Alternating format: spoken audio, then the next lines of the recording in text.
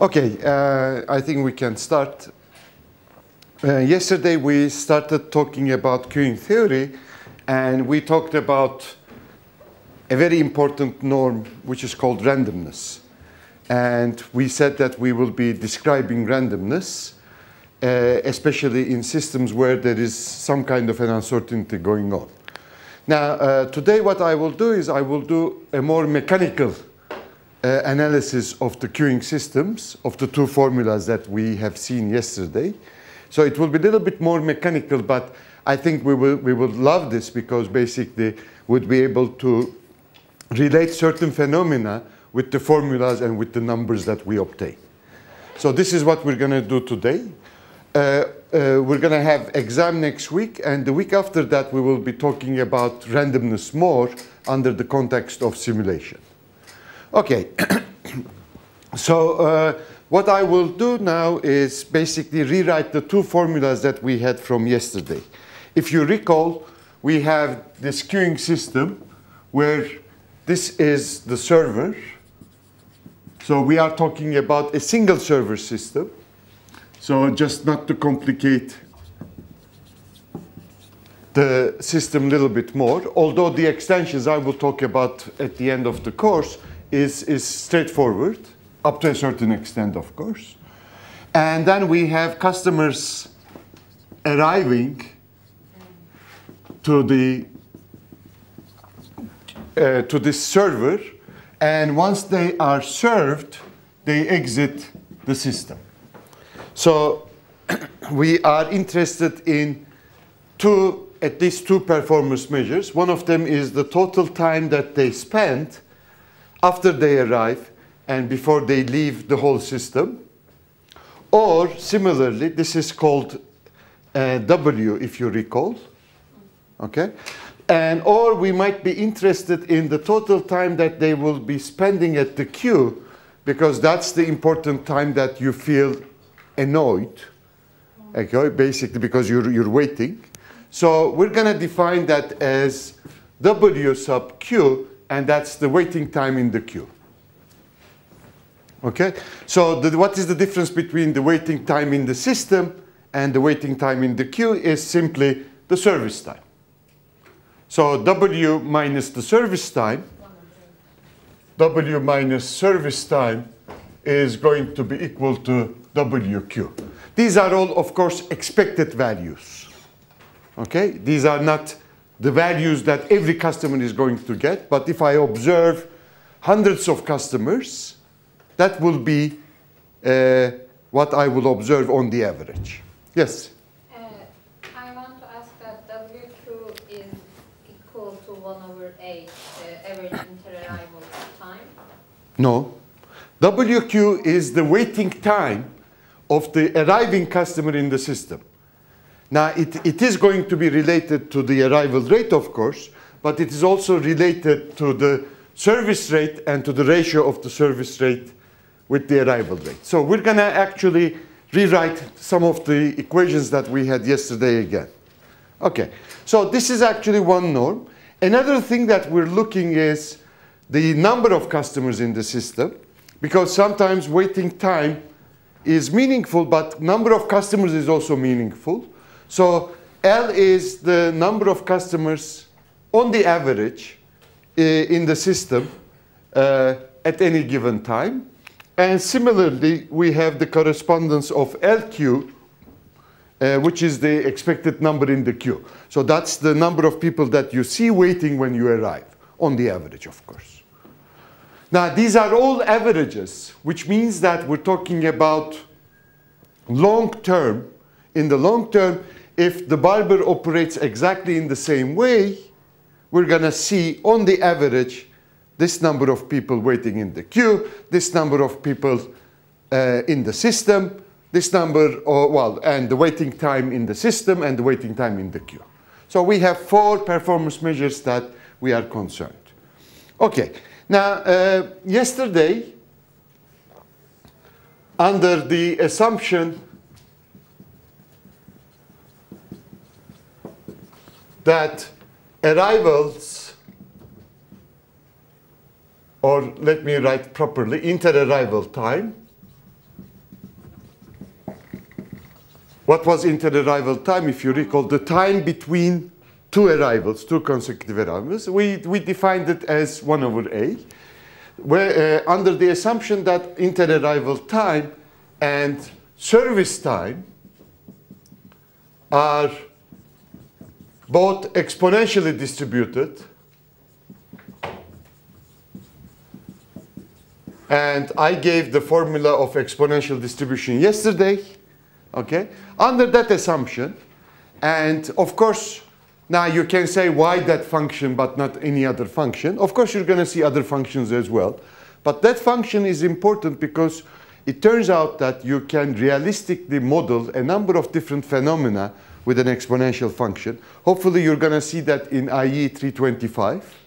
In IE-325, when you are discussing queuing theory, you're going to spend at least 1 or 2 hours on the properties of that distribution and why it makes that distribution important and representative of a number of different real phenomena that we observe around. So it is a theoretical distribution, but it makes a lot of sense in a lot of applications. Okay, so given that we have this exponentially distributed with different values, of course, A is different, age is different, we know that.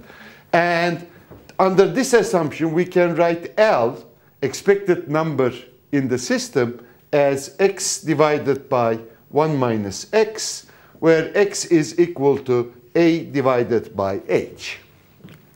What was A? A is the arrival rate, and h is the service rate of the server. A is the arrival rate of a customer. What is that arrival rate? Arrival rate shows the average frequency of how people will arrive, customers will arrive at the system. And this is going to show the time that it takes to serve actually a customer. Of course, we can only serve a customer if the customer is present there. Okay. Now, this is actually this is what we have written yesterday. And you can see that actually if I change this assumption, or if I change the single server assumption, if I change some other assumptions, okay, we're going to get similar formulas if we can obtain. Okay? But we are not going to obtain those, of course, but you will have different formulas for L. L will be related, of course, to the inter-arrival, however that happens, whether it's exponential or not. It will be dependent on the service rate. It will depend on the number of servers, and it might depend on some other factors that we haven't seen at all. Okay? But basically, this is the simplest form of L that you can get, and it makes a lot of sense and as a starting point. Now, let's draw this L function and see what kind of mathematical function we were talking about. So I'm going to draw the chart for L. Okay, and so the functional form of L is as follows. Now, you can see that I can define this for negative values of x as well when I'm drawing the function. So we're going to have actually an asymptote at x is equal to 1. So when x is equal to 1, L is going to go to infinity. So we're going to have a function form which goes like this. Now, 0 is actually, when x is equal to 0, L is equal to 0 as well. So you can see that this is what we have. Now, we're going to have, of course, this is incorrect, another asymptote there. And that is when L is equal to 1, what is the value of x? You can find that out. Excuse me, I'm sorry. There is also another asymptote here, and that is when we have L equal to a negative value. So let's say that x goes to negative infinity. Okay? What's the value of L if x goes to negative infinity? It will be negative 1. Okay? If x goes to negative infinity, here you have 1 minus infinity. well, 1 minus minus infinity. So the bottom part is going to be infinity. And the upper part is also going to be to infinity. But we're going to take L'Hopital's rule. We're going to use L'Hopital's rule to find out the convergence. So it will converge to -1. So what we have here is when L is equal to -1, we have another asymptote. So this function actually goes like this. Okay, so we have a parabole, actually. Am I right? It's a parabole. Now, similarly, we're going to have another parabole over here for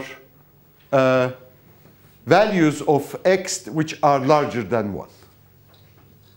Okay? So you can see that when x is larger than 1, this function is always going to be negative.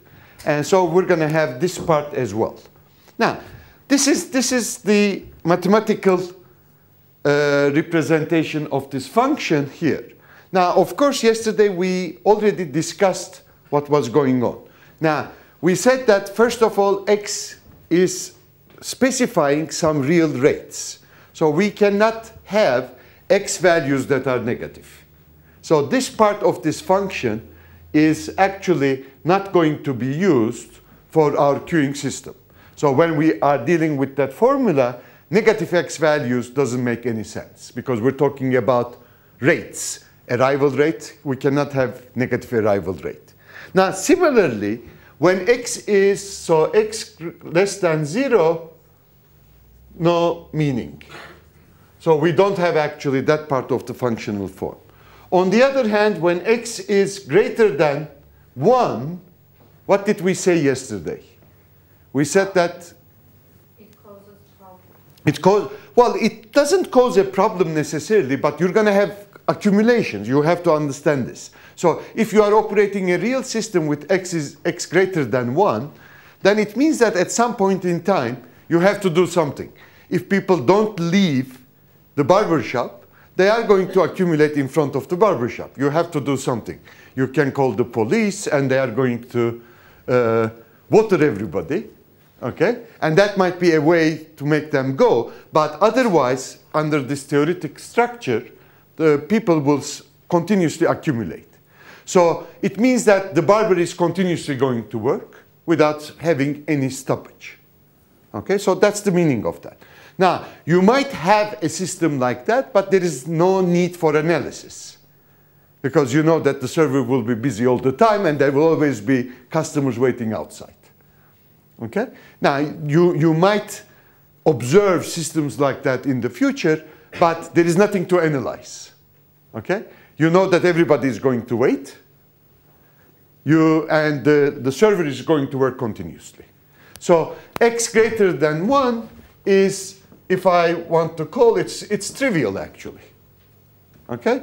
There will be accumulation. It's trivial. There is nothing interesting in that system.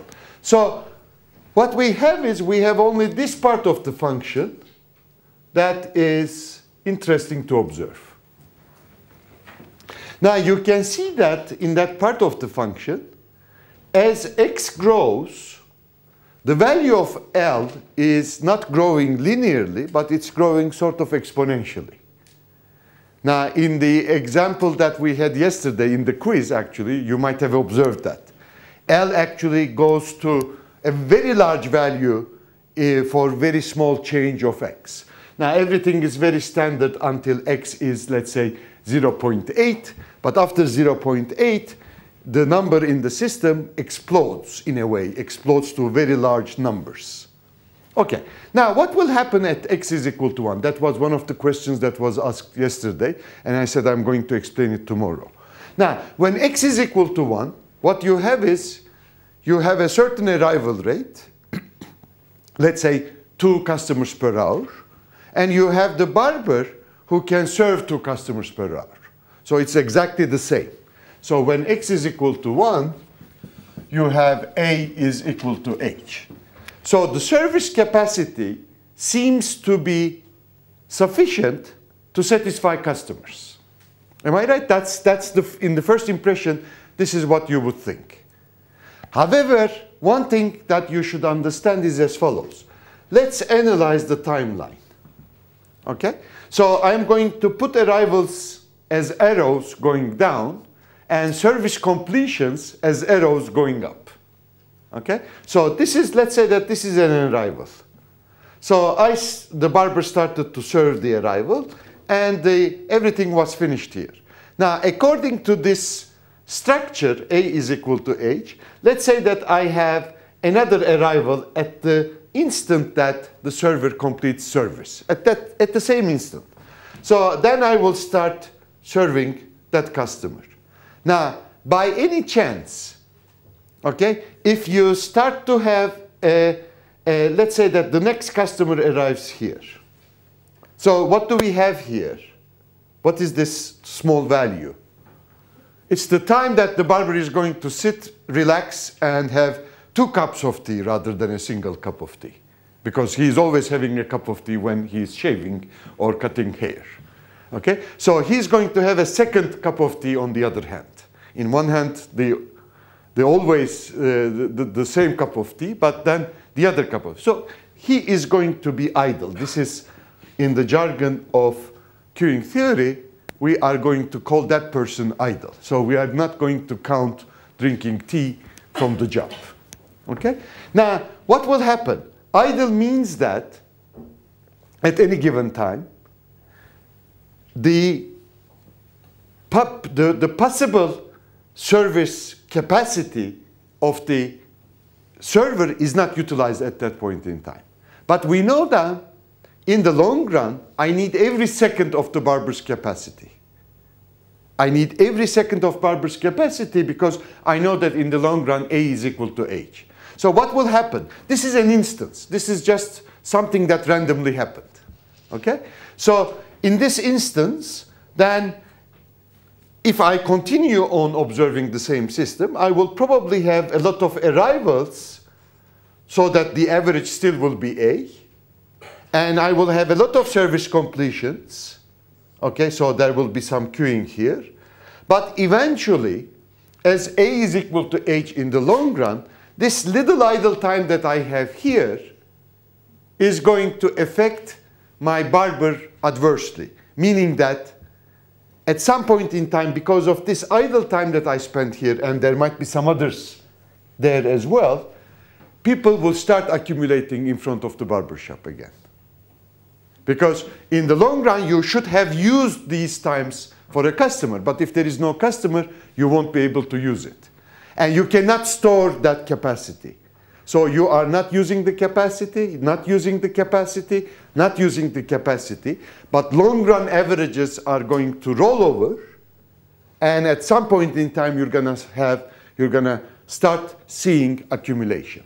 So at x is equal to 1, this means that the number in the system will be infinity. Okay? So this is actually in the long run. This is what we see in this function, which is correct.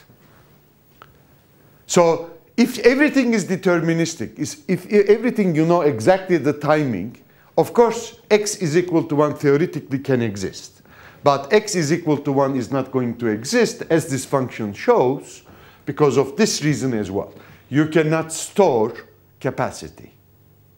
Okay? If you were able to store the capacity, 10 minutes here, 10 minutes there, and so on, then of course, eventually you will be able to clean up the arriving customers. But you won't be able to store that capacity.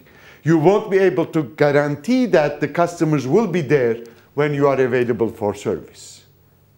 Okay? Now, of course, if all the customers were there in the beginning, infinite number of customers, then the server would work hard, and at infinity, everything will be cleaned up. But that's not the case. The arrivals are random, meaning that they might arrive, some inter-arrival times might be large, and in that case, you lose capacity. And that's the reason why for x is equal to 1, L goes to infinity. Okay, questions? Now, of course, you can see that if x is equal to a very large number, less than 1, let's say if x is 0.999, probably we are going to have the same problem again. And that's the reason why this function goes to infinity. the value probably at x is equal to 0.999, just plug it into and see what is the expected number in the system. Can you do that? 1 minus x, 1 minus 0.999. So this is 0.0001. So this is 1 in 10,000. So, and let's say that the above is approximately 1. So we are talking about 10,000 customers. Okay? So if x value is like this. So you are still expecting a huge number of customers. Even x is not equal to 1, little bit less than 1. And this is the functional form, actually. Now I can take your question. Yes? I don't understand that the idle time is the break that barber does, or is... It's not the break. There is no break. We are talking about a barber who works continuously if there is a customer. Okay? So, like a robot. There is no break. Okay. Works continuously.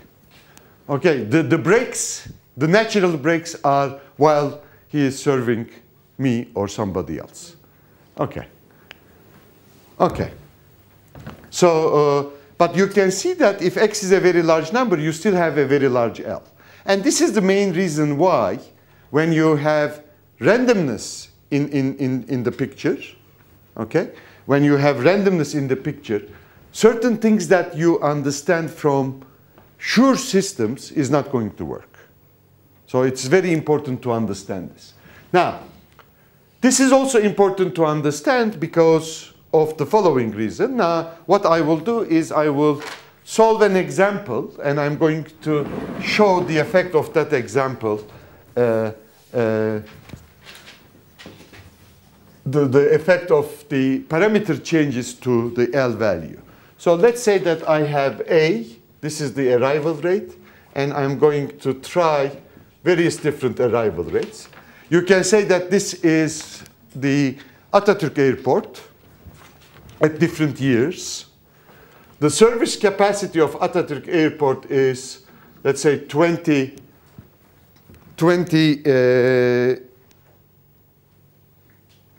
planes per hour. This includes the arrival and also the departure of different planes. Because basically, if you have a runway that you use for arrival and departure, and you have a single runway, you are going to use the same runway for that. And so the total capacity is that you can only handle 20 per runway. Now, the arrival rate means that the planes are going to arrive or ask for departure. So this is basically a request for asking the runway service. Okay? So it might be 14 per hour, 16 per hour as the years change. Now we have 19 per hour in Istanbul Airport. It's almost 95% full. Okay, and we're going to see the effect of that on L. So L is number of customers, of course, but in this case, in my example, it will be number of planes waiting for arrival or departure at any time. Okay, you can see that you can play the same queuing trick in the airport as well. So this is going to be 0.7. What was x, if you remember? X is A divided by H.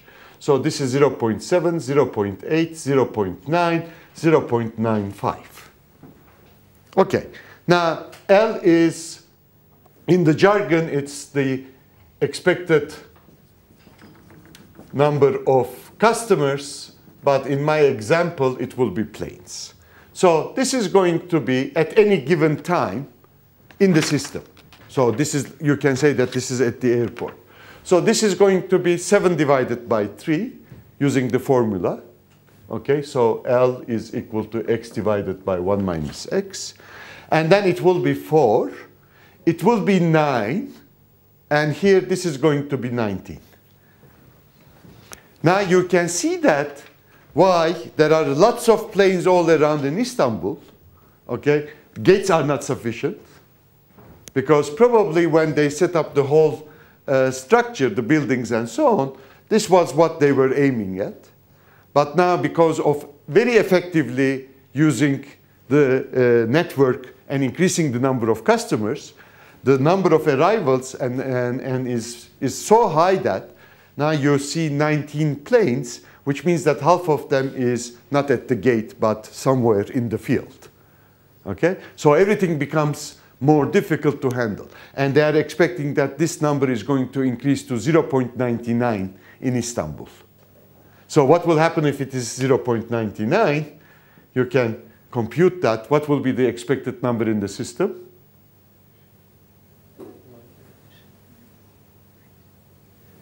Well, it will be 99. Okay?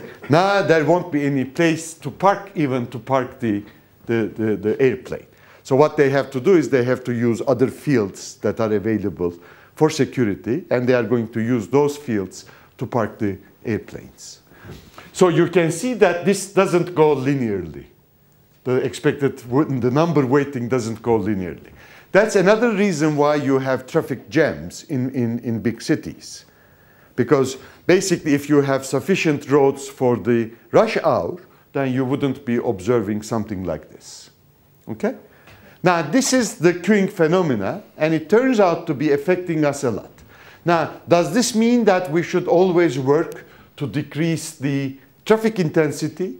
Well, maybe. And how can we decrease the traffic intensity?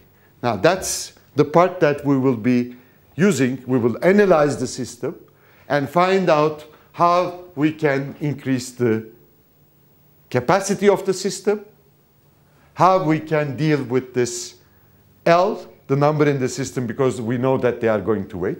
If we were in the barber shop, life would be simple. Why? Because we would rent the nearby, let's say, flower shop and put some chairs there. Okay? So the customers will be waiting, at least sitting. Okay? But here, on the other hand, this is going to be a little bit more difficult, of course. But the remedies are going to come later. So what we did is we only analyzed the system, find out what would happen.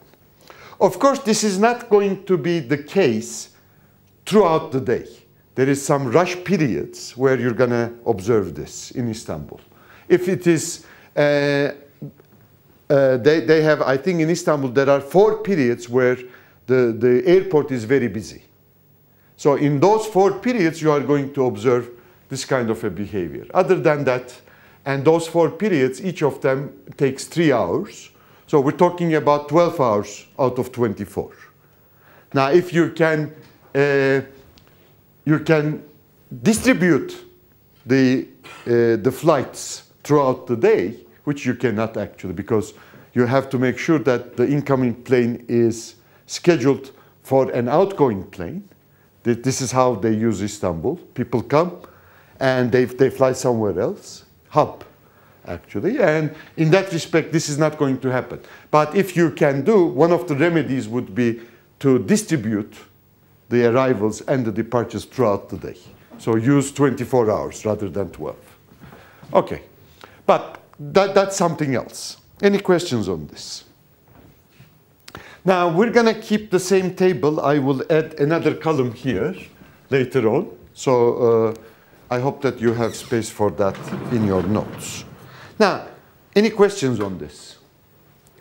Now, let's talk about the second formula, which is Liddell's law. Now, Liddell's law is true regardless the distributions. So whatever distribution you have in that problem, in that queuing system, the Liddell's law is a law that will hold true. So it is not limited like the one that we have here.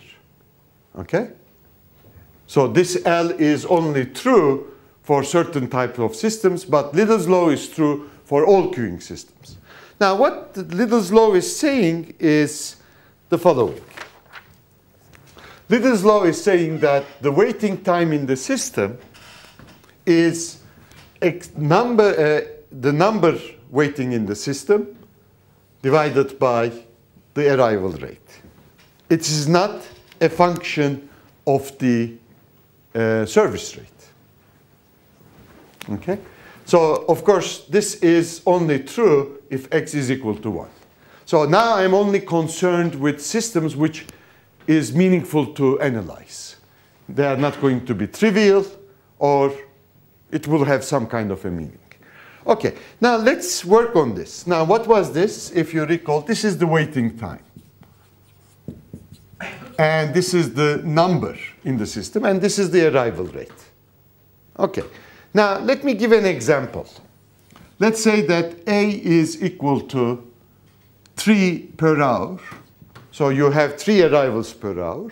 And let's say that the waiting time is 1 hour per customer, which includes service time. So I'm going to show you that on the average, we're going to have 3 people in the system. So how am I going to show? It's basically the following. So let me have a, okay. So this is number in the system. And this is time. Now, let's say that we started fresh in the morning. So the first customer came, and I'm going to simply write the averages. So this is going to be 1 hour. So the first customer has arrived here. So I will write 1. I will write 2. I will write 3. I will write 4, 5, 6, 7. I'm only going to look at the first 7 customers, and I'm only writing it using the averages. I know that there will be some variations, but I'm only using the value. So I have a customer arriving here.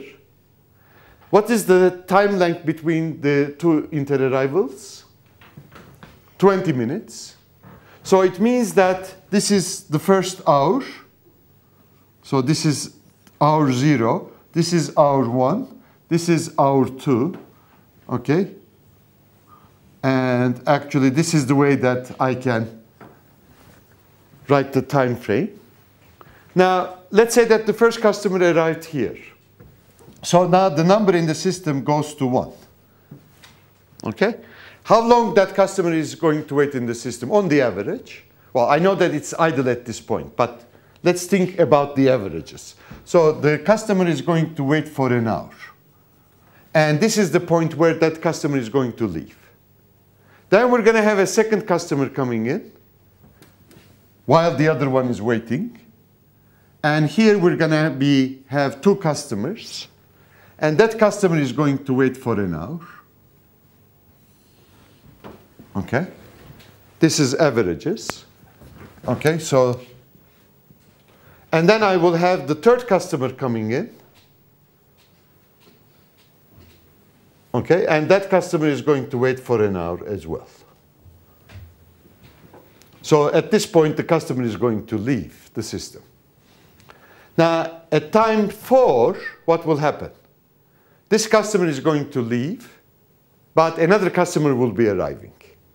Okay? So what I will have is, I will have another customer arriving. Okay? So the number actually went down 1, but increased by 1 as well. Now, similarly here, the same thing will happen. And we're going to have another customer coming in. Now, from this point on, you can see that at the point where a customer leaves, we're going to have a new one coming in. So there will always be how many customers in the system? 3 customers in the system.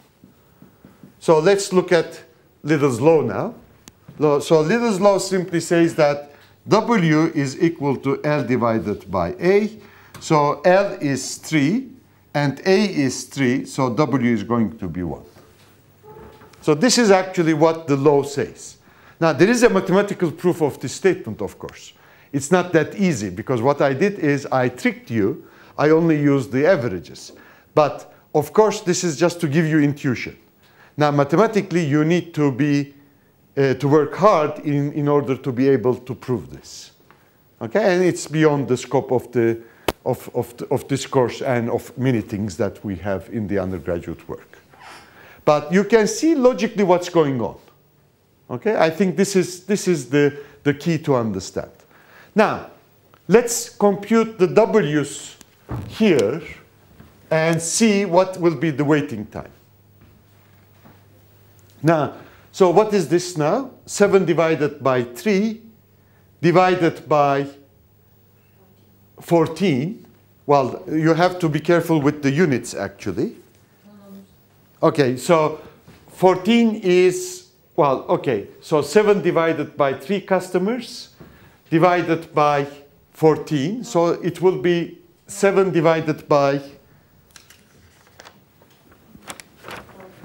okay, so this is going to be 7 divided by 14 times 3.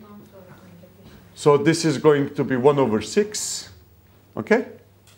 And let's say that this was hour, so this is 10 minutes. Okay?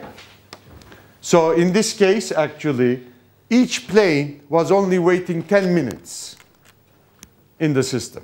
So I'm assuming that there is no service time. I know that there is some kind of a service time, but I'm assuming that they only wait in the system for 10 minutes. So we know that it's not enough to bring in the passengers, new passengers, and to take the others out. We need at least an hour. But of course, you can change the scale all the time. It doesn't matter. Okay. And the second one is 1 divided by 4 hours. So the waiting time is going to be 15 minutes. And for the third one, it will be 30 minutes. And for this one, it will be 60 minutes. Now you can see why this type of analysis is important, because most of you would be working in systems where you actually give some service to customers. Now, in the telephone example, waiting 60 minutes, including the service time, which is 3 minutes only, okay? This is like 20 per hour, so it means that service time is 3 minutes. It means that you are waiting for 57 minutes in the queue before you get the service on the average. So music is not going to be enough, of course. You can see that. Now, what will we do in general if this is the case? What do you do, actually? Do you really wait, as we ask in the problem? You never wait, actually. So what will happen is, in the first chance, you'll try to go and find another server. But if all the servers are like this, what are you going to do? Well, Closing the phone is the best. well, but still you need a phone, because all of the service providers are operating exactly the same way. You'll try to do it in a different way.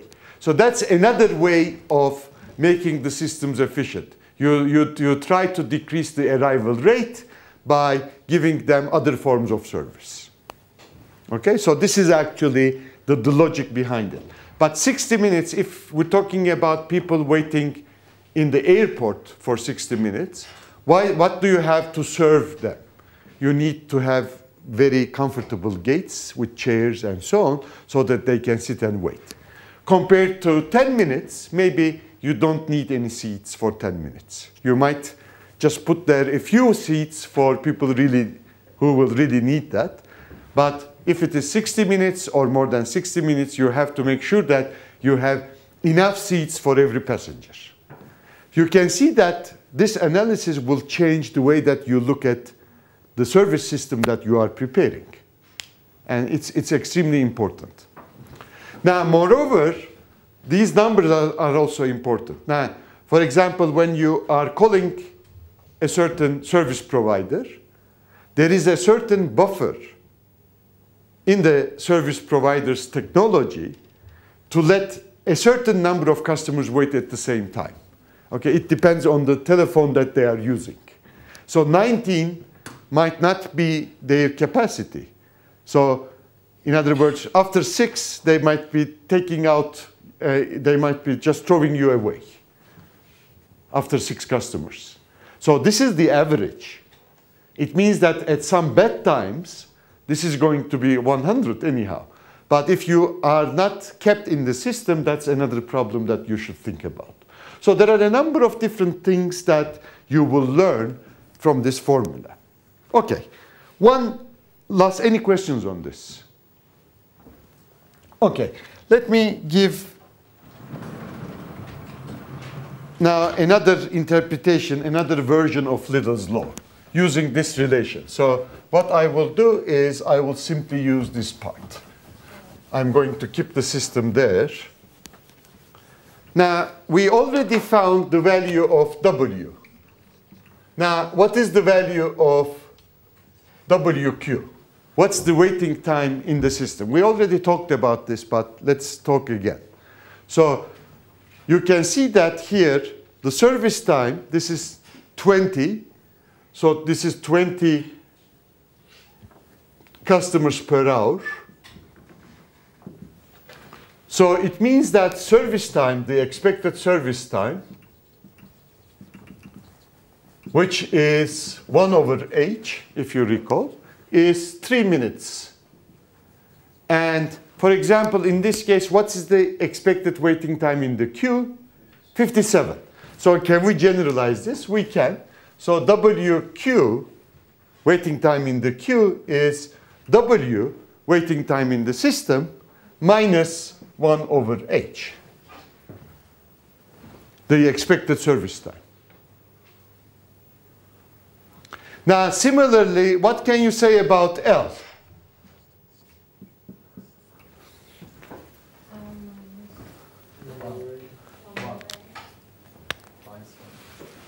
Okay, one person said minus 1. The others? Now, what are you subtracting here? The expected number in the server. So what you should, okay, what was this? This is the expected service time. This is expected time in the queue is equal to expected number in the system minus expected, X is correct, expected number in the server. So it means that now what you need to write here is what is the percentage of time the server is busy? And that is actually X. So LQ is equal to L minus X. Okay, it's not 1 because the server is not busy all the time. This is the traffic intensity. Okay, of course, this is true only for a single server system. Okay, now, of course, now can we relate WQ with LQ? Can we relate WQ with LQ? Okay, that would be what you should do as an exercise. Relate WQ and LQ. That's the other version of Little's law. Okay?